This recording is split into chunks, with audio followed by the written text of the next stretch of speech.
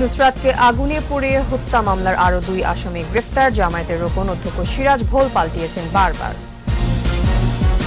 18 বছরেও নিষ্পত্তি হয়নি রমনা বটমূলের বোমা হামলা মামলা। শিগগিরই ডেথ রেফারেন্স শুনানি বলছে রাষ্ট্রপক্ষ। থেমে নেই এমএলএম ব্যবসা। এবার কম্পিউটারের সব রোগ শনাক্তের প্রতারণা, সর্বশান্ত অনেকেই।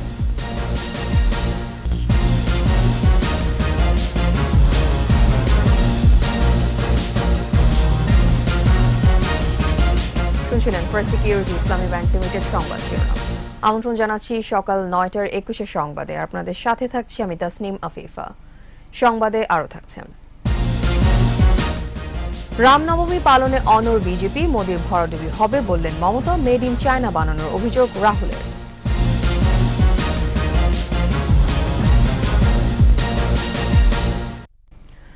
ফেনীর মাদ্রাসা ছাত্রী নুসরাত জাহানকে আগুন দিয়ে পুড়িয়ে মারার মামলার অন্যতম আসামি শাহাদাত হোসেন শামীম সহ 2 জনকে গ্রেফতার করেছে পুলিশ। মামলার তদন্ত কর্মকর্তা পুলিশ ব্যুরো অব ইনভেস্টিগেশনের ফেনীর অতিরিক্ত পুলিশ সুপার মনিরুজ্জামান বিষয়টি নিশ্চিত করেছেন। রাত 1:45-র দিকে শামীমকে ময়মনসিংহের মুক্তাগাছা এবং জাবেদ হোসেনকে ফেনী শহরের রামপুর এলাকা থেকে গ্রেফতার করা হয়। দুজনই নুসরাতের পরিবারে দায়ের করা মামলার আসামি। এ নিয়ে এজাহারের 8 আসামির মধ্যে 6 জনকে গ্রেফতার করা হয়েছে বলে জানিয়েছেন তদন্ত কর্মকর্তা। সোনাগাজীর ইসলামিয়া সিনিয়র ফাজিল মাদ্রাসার অধ্যক্ষ সিরাজের বিরুদ্ধে যৌন নিপীড়নের মামলা প্রত্যাহার না করায় গত 6 এপ্রিল নুসরাতের গায়ে আগুন ধরিয়ে দেওয়া হয়। 5 দিন মৃত্যুর সঙ্গে লড়ে 10 এপ্রিল রাতে ঢাকা মেডিকেল কলেজ হাসপাতালের বার্ন ইউনিটে মারা যান নুসরাত। এদিকে মাদ্রাসা ছাত্রী নুসরাতকে আগুনে পুড়িয়ে হত্যা ছাড়াও অধ্যক্ষ সিরাজউদ্দৌলার বিরুদ্ধে রয়েছে আরও যৌন হয়রানির অভিযোগ। নাশকতা মামলায় 3 দফায় কারাভোগ করেছেন তিনি। স্থানীয়ভাবে শক্তিশালী সিন্ডিকেটের ছত্রছায়া থাকায় তার বিরুদ্ধে কেউ কথা বলেনি। নুসরাত প্রথম জোরালো প্রতিবাদ করায় খুন করা হয় তাকে জানিয়েছে স্থানীয়রা। ফেনী প্রতিনিধি নজরুল ইসলাম রঞ্জুর রিপোর্ট, জানাচ্ছেন রাশেদুল আলম রাসেল। দাদির পাশে চিরনিদ্রায় শায়িত নুসরাত রোজ তার কবরের কাছে এসে কান্নায় ভেঙে পড়েন স্বজন ও স্থানীয়রা। নুসরাতকে অকাতরে প্রাণ দিতে হয়েছে যে মাদ্রাসা অধ্যক্ষের নিপীড়ন করার প্রতিবাদে সেই সিরাজউদ্দৌলার বিরুদ্ধে রয়েছে আরও নির্যাতনের ঘটনার অভিযোগ। পরীক্ষার প্রশ্নপত্র পাইয়ে দেয়া সহ বিভিন্ন সুবিধার প্রলোভন দেখিয়ে ছাত্রীদের যৌন হয়রানি ছিল তার নিয়মিত ব্যাপার। নিজের পদ টিকিয়ে রাখতে অনেক ওপর মহলের কাছে নারী সরবরাহের অভিযোগও রয়েছে তার বিরুদ্ধে। ম্যাক্সিমাম মানুষে জানে, কিন্তু কেউ মুখ খুলে না, কেউ প্রতিবাদ করতে চায় না। ও এটা প্রতিবাদ করছে, ওই প্রতিবাদটা কি ওর মৃত্যু ছিল? ওরা যে এত বড় একটা ষড়যন্ত্র করছে, ফাঁসি চায়। একজনের জন্য হাজার হাজার মানুষের বদনামি হয়। এই ঘটনা যেন আর পৃথিবীতে কেউ যেন না ঘটায়। স্থানীয়রা বলছেন এলাকায় প্রভাবশালী সিন্ডিকেটের কারণে তার বিরুদ্ধে এতদিন আওয়াজ ওঠেনি। কেউ আমাদেরকে বলে না, আসলে ভয়ে মুখ খুলে নাই। মুখ খুলবে কিভাবে? এত বড় নৃশংস ঘটনা ঘটছে, তাহলে তো ভিতরে অনেক কিছু ঘটছে। অঞ্চলগুলো একসময় জামাত উদ্দাসিত ছিল, ইচ্ছে করলেও তাদের বিরুদ্ধে প্রতিবাদ করা সম্ভব হয় নাই। এখন হয়তো আওয়ামী লীগ সরকার ক্ষমতা আছে বলে তাদের বিরুদ্ধে প্রতিবাদ করা যাচ্ছে। 80-র দশকে অধ্যক্ষ সিরাজউদ্দৌলা ছাত্র শিবিরের রাজনীতির মাধ্যমে পরবর্তীতে জামাতের রোকনও ছিলেন। 2016 সালেও তাকে মিছিল সমাবেশে দেখা যায়। নাশকতার মামলায় গ্রেপ্তারও হন তিনি। পরবর্তীতে আবার ক্ষমতাসীন দলের নেতাকর্মী ও স্থানীয় প্রশাসনের সঙ্গে সখ্যতা গড়ে তোলেন সিরাজ। প্রকাশ্যে পরীক্ষা কেন্দ্রে কিভাবে এমন নাশকতার ঘটনা ঘটে তার আদ্যপান্ত খতিয়ে দেখছে প্রশাসন। আমরা বেশ কয়েকজনের সাথে কথা বলেছি, মাদ্রাসার ছাত্রছাত্রীদের সাথে এবং যারা শিক্ষক ছিলেন তাদের সাথে এবং সংশ্লিষ্ট সকলের সাথেই আরও হয়তো একদিন কথা বলা হবে। এখন যেহেতু স্পেসিফিক অভিযোগ পাওয়া গেছে, অবশ্যই তার বিরুদ্ধে আসলে আইনগত ব্যবস্থা নেওয়া হবে। নিপীড়ক অধ্যক্ষ সিরাজউদ্দৌলার দৃষ্টান্তমূলক শাস্তির দাবি স্থানীয়দের। রাশেদুল আলম রাসেল, 21 টেলিভিশন। 18 বছরেও নিষ্পত্তি হয়নি রমনা বটমূলে ছায়ানটের বর্ষবরণ অনুষ্ঠানে বোমা হামলা মামলা। নিম্ন আদালতের নৃশংস ওই হত্যা মামলার রায় হলেও হাইকোর্টে ডেথ রেফারেন্স ও আসামিদের আপিলের নিষ্পত্তি হয়নি এখনো। অপরদিকে সাক্ষীর অভাবে ঝুলে রয়েছে বিস্ফোরক আইনের মামলাটি। তবে শিগগিরই ডেথ রেফারেন্স শুনানির উদ্যোগ নেওয়ার কথা জানিয়েছে সরকার পক্ষ। রিপোর্ট শাকির আরজু। 2001 সালের রমনা বটমূলে ছায়ানটের বর্ষবরণ অনুষ্ঠান, হঠাৎ বিস্ফোরণ। রক্তাক্ত হয় রমনা বটমূল। ঘটনাস্থলে প্রাণ হারান 7 জন এবং আহত হন আরও 25 জন। এদের মধ্যে চিকিৎসাধীন অবস্থায় পরে মারা যান আরও 3 জন। এ ঘটনায় দায়ের করা 2টি মামলার মধ্যে হত্যা মামলার রায় হয় প্রায় 13 বছর পর 2014 সালের 23 জুন। রায়ের নিষিদ্ধ জঙ্গি সংগঠন হরকাতুল জিহাদের শীর্ষ নেতা মুফতি আব্দুল হান্নান সহ ৮ জনকে মৃত্যুদণ্ড ও ৬ জনকে যাবজ্জীবন কারাদণ্ডাদেশ দেন আদালত। মামলায় সাবেক উপমন্ত্রী আব্দুস সালাম পিন্টুর ভাই মাওলানা তাজউদ্দিন সহ ৪ আসামি এখনও পলাতক। এছাড়া অপর একটি মামলায় ২০১৭ সালে ১২ এপ্রিল ফাঁসি কার্যকর করা হয় মুফতি হান্নানের। এজন্য এ মামলার দায় থেকে তাকে অব্যাহতি দেওয়া হয়েছে। ২০১৭ সালের ১৭ জানুয়ারি হাইকোর্টের একটি বেঞ্চে মামলাটি উঠলেও কিছুদিন পর তা দৈনন্দিন কার্যতালিকা থেকে বাদ দেওয়া হয়। বর্তমানে মামলাটি শুনানির জন্য অপেক্ষমান। বটমূলের মামলাটি ডেথ রেফারেন্স শুনানি শুরু হয়েছিল, তারপর এটা একটি বেঞ্চের একজন জজ বোধহয় বিব্রত হয়েছেন, সেই কারণে এটা আবার আউট লিস্টের বাইরে চলে গেছে। আবার এটা শুনানি হবে, এই ব্যাপারে প্রধান বিচারপতির গোচরে বিষয়টা আমি আনব। এদিকে বিস্ফোরক আইনের মামলাটিও ঝুলে আছে। ঢাকার ১ নম্বর দ্রুত বিচার ট্রাইব্যুনালে মামলাটির বিচার কাজ চলছে। ২০১৮ সালের ১৭ মে সর্বশেষ মোহাম্মদ আলাউদ্দিন খানের সাক্ষ্য গ্রহণ করা হয়। এজন্য আদালত আগামী ২৫ এপ্রিল এ মামলার পরবর্তী সাক্ষ্য গ্রহণের জন্য দিন ধার্য করেছেন। মামলায় মোট ৮৪ জনের মধ্যে ২৬ জনের সাক্ষ্য গ্রহণ হয়েছে। শাকেরা আরজু, ২১ টেলিভিশন, ঢাকা। দর্শক, এবার আমাদের সাপ্তাহিক আয়োজন সোশ্যাল ইসলামী ব্যাংক লিমিটেডের সৌজন্যে ২১-এর চোখ।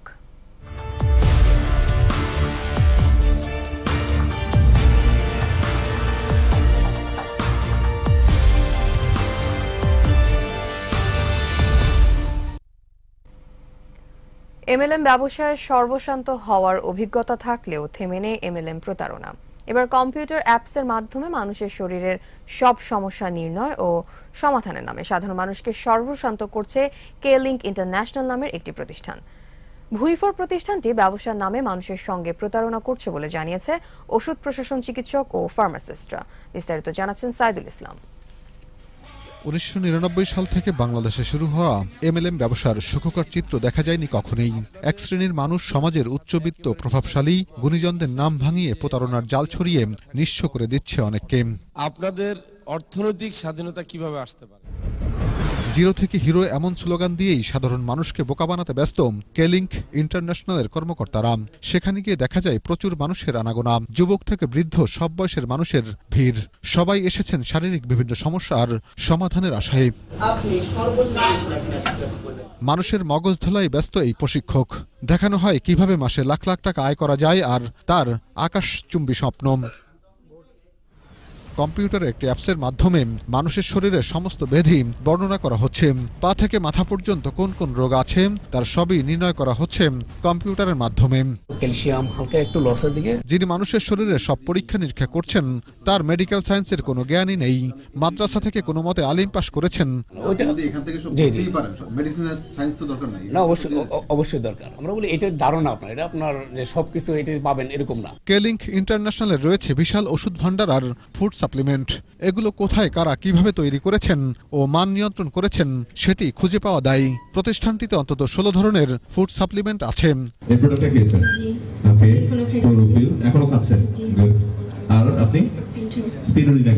আমি নিজে ৩০,০০০ টাকা ওষুধ খেয়ে কোনো উপকার পাইনি। মাহতাব হোসেন ওই ভবনে কয়েক বছর চাকরি করেন। গত এক বছরে কেলিংক থেকে প্রায় ৩০,০০০ টাকার ওষুধ খেয়েছেন তিনি, কিন্তু ফলাফল মেলেনি। টাকাগুলো তো জলে যায় এবং তাদের দেখা গেছে শরীরে আরো সমস্যা হয়, কোনো উপকার পায় না। প্লাস এখন পর্যন্ত আমার জানা মতে কোনো কেউ উপকার পায়নি। ক্যামেরার সামনে কথা না বললেও নিজেকে সাংবাদিক পরিচয় দিয়ে নিউজ না করার জন্য বাহানা শুরু করেন কেলিংকের একজন কর্মকর্তা। মিডিয়া অ্যাক্রিডিটেশন, হ্যাঁ, আচ্ছা আচ্ছা, আপনি সালাম ভাইয়ের কথা বলেন, বুলবুল ভাইয়ের কথা বলেন, সমস্যা নেই। আর আপনি হাসান ভাইয়ের কথা বলেন, যে ওগুলো নিয়ে তো কোনো। বেস্টিজ নামে নতুন একটি এমএলএম চালু হয়েছে কিছুদিন আগে। মাত্র কয়েক মাসের মাথায় জমজমাট হয়ে উঠেছে এটিও। তবে এটির বৈধ কোনো কাগজপত্র দেখাতে না পারলেও নিউজ না করার জন্য শুরু করেন নানা বাহানা। এটা খালি জাস্ট আপনি কনভিন্স ভাই, না না না প্লিজ ভাই, এটা আপনি ভাই কেন আমার অফিস গাড়ি দিয়েছেন না, ওই যে গাড়িটার উপর আমি আপনার এটা প্রচার করব যে আপনি আমাদেরকে টাকা সাচ্ছেন না, এটা প্রচার করব। বাংলাদেশ কেন পৃথিবীর কোথাও এমন আধুনিক যন্ত্রপাতি তৈরি হয়নি যা দিয়ে মানুষের সব রোগ ব্যাধি শনাক্ত করা সম্ভব, এমনটা জানান চিকিৎসা বিজ্ঞানীরা। তারা বলেন এটা অসম্ভব, যারা করেছেন তারা মানুষের সাথে প্রতারণাই করছেন। পৃথিবীর অন্য কোনো দেশে এ ধরনের কোনো ডিভাইস আসলে আবিষ্কার হয়নি যেটা দিয়ে এককভাবে কোনো শরীরে টাচ করে বলে দেওয়া যাবে যে অমুক রোগ হয়েছে। ফুড সাপ্লিমেন্ট গ্রহণ করার কারণে মানবদেহে বাড়তি কোনো সুবিধা তৈরি হয় না। আপনি যদি ফুড সাপ্লিমেন্টে প্রচুর পরিমাণে ক্যালসিয়াম গ্রহণ করেন তাহলে আপনার ক্যান্সারের ঝুঁকি বহুগুণ বেড়ে যাবে। সম্প্রতি কেলিংকের অনুমোদনহীন পণ্য বিক্রির দায়ে মামলা করেছে ওষুধ প্রশাসন অধিদপ্তর। তারা বলতেছে ফুড সাপ্লিমেন্ট এই পণ্যগুলো একেবারেই ওষুধ। জব্দ করার পরে একদম দেশের প্রচলিত আইন মোতাবেক ড্রাগ কন্ট্রোল অর্ডিন্যান্স মোতাবেক আমরা ড্রাগ কোর্টে মামলা দায়ের করা হয়েছে। নতুন করে গড়ে ওঠা এমএলএম কোম্পানিগুলো মানুষকে সর্বশান্ত করার আগেই ব্যবস্থা নেবে সংশ্লিষ্ট প্রশাসন, এমন প্রত্যাশা সবার। সাইদুল ইসলাম, 21 টেলিভিশন, ঢাকা। দর্শক, এই নিয়ে বিস্তারিত প্রতিবেদন থাকবে রাত 10টায় 21 চোখ অনুষ্ঠানে। দেখার আমন্ত্রণ রইল। এ পর্যায়ে নিচ্ছি ইসলামী ব্যাংক বিরতি, ফিরে এসে আরো যা থাকবেন। জাটকা রক্ষায় নদীতে মাছ ধরা নিষিদ্ধ, বেকার চাঁদপুরের সহস্রাধিক আড়ত শ্রমিক, সরকারি সহায়তার দাবি। দেশে পৌঁছেছে মালয়েশিয়ার সড়ক দুর্ঘটনা নিহত 5 বাংলাদেশি মৃতদেহ, স্বজনদের আহাজারি। আপনারা দেখছেন সকাল 9টার 21 সংবাদ। নদীতে মাছ ধরা নিষিদ্ধ থাকায় চাঁদপুরের সহস্রাধিক আড়ত শ্রমিক অলস সময় পার করছে। এ সময় জেলেদের মতো শ্রমিকরাও কর্মহীন। এসব শ্রমিকদেরও সরকারি সহায়তার আওতায় আনার দাবি জানিয়েছেন আড়তদাররা। চাঁদপুর প্রতিনিধি নিয়ামত হোসেনের রিপোর্ট, জানাচ্ছেন রত্না জামান। 2006 সাল থেকে চালু হওয়া জাটকা রক্ষা কর্মসূচিতে জেলেরা সরকারি সহায়তা পেলেও বছরের পর বছর বঞ্চিত আড়ত শ্রমিকরা। নদীতে মাছ ধরা বন্ধ, তাদেরও আয় রোজগার বন্ধ। এতে পরিবার পরিজন নিয়ে অসহায় জীবনযাপন করতে হয় তাদের। এজন্য জেলেদের মতো তারাও সরকারি সহায়তার দাবি জানিয়েছেন। ওকে, আমরা কি করে বাঁচবো আমরা বলে দেন, তো আমরা এই মিলে কাজ করবো। আমাদের জন্য কিছু একটা চাইলে স্লিপ জেলেদেরকে দেয়, ওরকম ভাবে আমাদেরকে দিলে আমরা সন্তুষ্ট। মার্চ এপ্রিল 2 মাস নদীতে জাল ফেলা বন্ধ থাকায় মাছঘাটগুলো ফাঁকা হয়ে পড়ে। আড়ত শ্রমিকদের সরকারি সহায়তার আওতায় আনার দাবি জানান আড়ত মালিকপক্ষ। আমাদের এই শ্রমিকদের যে যদি এভাবে বিজিএফ কার্ড করে দেয় তো সরকারের প্রতি কৃতজ্ঞতা যাপন করব। আমরা যারা আড়তদার আছি, যেহেতু কেনাবেচা নাই, আমরা বসে বসে এখন যেহেতু কাজ নাই, চালান পুঁজি ভেঙেই খাইতে হইতেছে। চাঁদপুরে ছোট বড় 16টি মাছঘাটে প্রায় 200 আড়ত রয়েছে। এসব আড়তে সহস্রাধিক শ্রমিক কাজ করে। শ্রমিকদের বিষয়ে ঊর্ধ্বতন কর্তৃপক্ষকে জানানো হবে বলে জানিয়েছেন স্থানীয় মৎস্য বিভাগ। হয়তো এবার আমরা না পারলেও আমরা ভবিষ্যতে যাতে করা যায়, আমরা এটা ঊর্ধ্বতন কর্তৃপক্ষের কাছে আমরা এটা তুলে ধরব। এবছর জাটকা রক্ষা কর্মসূচির সময়ে জেলার 51,190 জন জেলে খাদ্য সহায়তা পাচ্ছে। রত্না জামান, 21 টেলিভিশন। চুয়াডাঙ্গে পুলিশের সাথে বন্দুকযুদ্ধে এক মাদক ব্যবসায়ী নিহত হয়েছে। আহত হয়েছেন 3 পুলিশের সদস্য। উদ্ধার করা হয়েছে বস্তা ভর্তি ফেন্সিডিল, 100 পিস ইয়াবা ও অস্ত্র। গভীর রাতে শঙ্করচন্দ্র ইউনিয়নের উক্ত গ্রামের জহুর আলীর বাঁশবাগানে এই ঘটনা ঘটে। পুলিশ জানায়, মাদকের বড় চালান আসার খবরে অভিযান চালালে তাদের লক্ষ্য করে গুলি ছোড়ে দুর্বৃত্তরা। পুলিশ পাল্টা গুলি ছুড়লে মাদক ব্যবসায়ীরা পালিয়ে যায়। পরে ঘটনাস্থল থেকে একজনকে গুলিবিদ্ধ অবস্থায় উদ্ধার করে হাসপাতালে নেওয়া হলে চিকিৎসক তাকে মৃত ঘোষণা করে। পুলিশ জানায়, নিহত রুহুলের বিরুদ্ধে অস্ত্র ও মাদক সহ 5টি মামলা রয়েছে।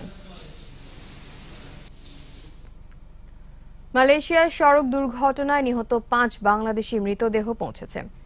মধ্যরাতে মালয়েশিয়া এয়ারলাইন্সের একটি ফ্লাইটে প্রবাসী বাংলাদেশিদের মরদেহ শাহজালাল আন্তর্জাতিক বিমানবন্দরে এসে পৌঁছায়। পরে ভোররাত 4টার দিকে স্বজনদের কাছে নিহতদের মরদেহ হস্তান্তর করা হয়।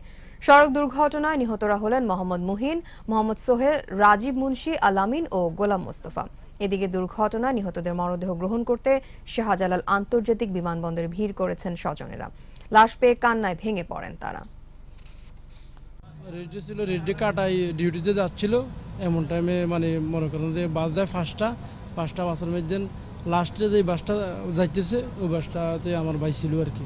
তো আমার ভাই অ্যাক্সিডেন্ট হয়ে মারা গেছে ওইখানে। বাবুর কথা জিজ্ঞেস করছিল, তারপর আমার বলে নামাজ পড়ছো, আমি বলি পড়ছি। পরে বল আমি নামাজ পড়ি, এখন ডিউটির যাবো। পরে এটা বলি ফোন আমি কালকে 12 ভয়েস পার্টি দিয়ে বললো আমার কাজে লেট হয়ে যেতেছে, আমি কালকে 12টা বাজে আসি, তারপর কথা বলবো। দর্শক, সংবাদের এ পর্যায়ে আবারও নিচ্ছি ইসলামী ব্যাংক বিরতি। যখন ফিরবো তখন অন্যান্য খবরের সঙ্গে আরো থাকবেন। অভ্যুত্থানের একদিন পরই পদত্যাগ করলেন সুদানের সামরিক কাউন্সিলের প্রধান।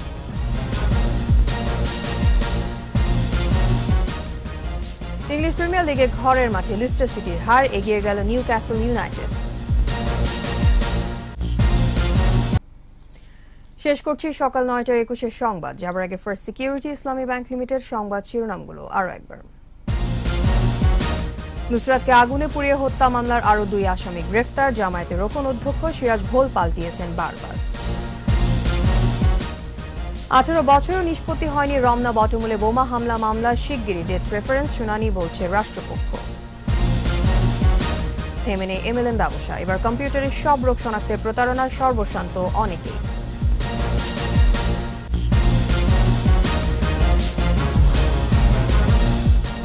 সর্বশেষ খবর জানতে ডায়াল করুন 2021 নম্বরে ভিজিট করুন 21-tv.com ওয়েবসাইট। এছাড়া ফেসবুকে লগ ইন করতে পারেন facebook.com/2124 অনলাইনে। এতক্ষণ সাথে থাকার জন্য ধন্যবাদ। আমাদের পরবর্তী সংবাদ বেলা 11টায় দেখার আমন্ত্রণ রইল। 21-এর সাথে।